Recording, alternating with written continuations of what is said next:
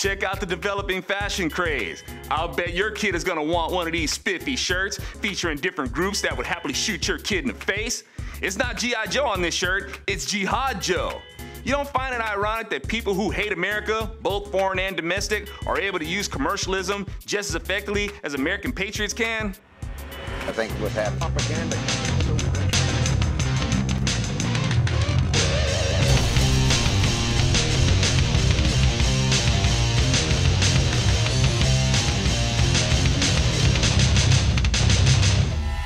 I reckon the silver lining to this is that if there's any youngsters out there that aren't too far gone, they might detect a pattern here.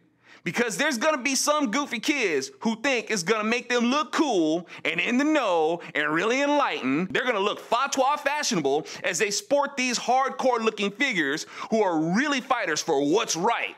It's cool to hate America. It's cool to be murderously committed to your cause. It's not cool to kill murderers, but murder is cool. You know I'm right, because gangster rap is a gazillion-dollar industry, and it's fashionable and profitable to glory how they brutally gun each other down in the streets. But if the police impede their gangster activity, then it's police brutality. So, just as the gangster thug image is fashionable, let me introduce you to the new fashion. But like I was saying earlier, some kids may catch a pattern here and see that kids will be wearing these shirts just to be cool without really knowing what they bought into. Kind of like those kids who go around wearing Che Guevara shirts.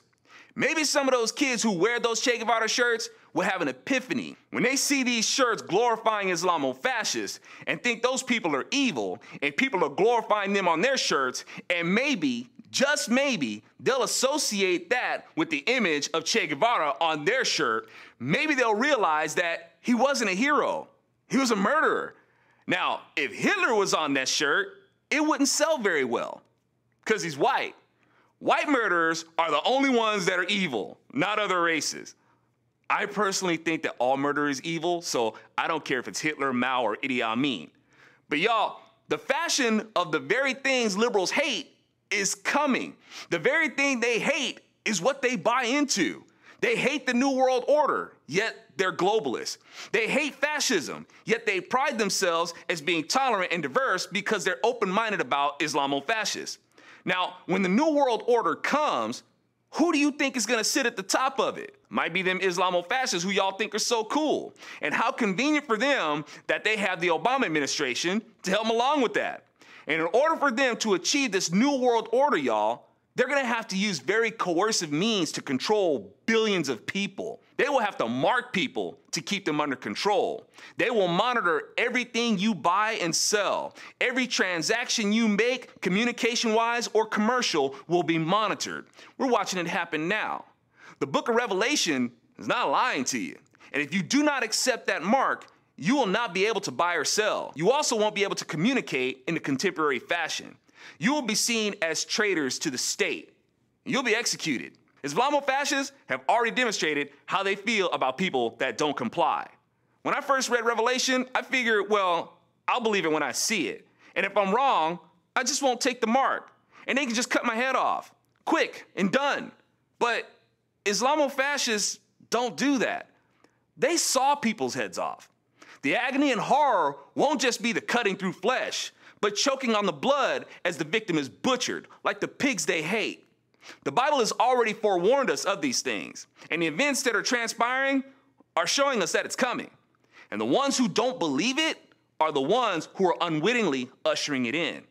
Some people think we Christians want to get things as chaotic as possible so the Christ will return. Man, you seriously got us confused with someone else.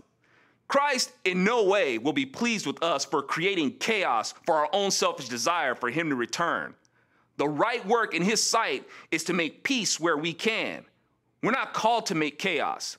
We participate in chaos when peace is threatened, but as purposeful initiators of chaos, we are not. And any Christian that does that is doing so on his or her own accord. Christians are called to turn against their own families if necessary. This is true, but only if that family member is trying to pull you away from God. But anyway, y'all, I hope I'm wrong in my caution to you about trendy terrorism. I'm Alfonso Rachel with Zone Nation, and I wonder which shirt will be found to be more acceptable in schools. This one or this one? different groups that would happily shoot your kid in the face.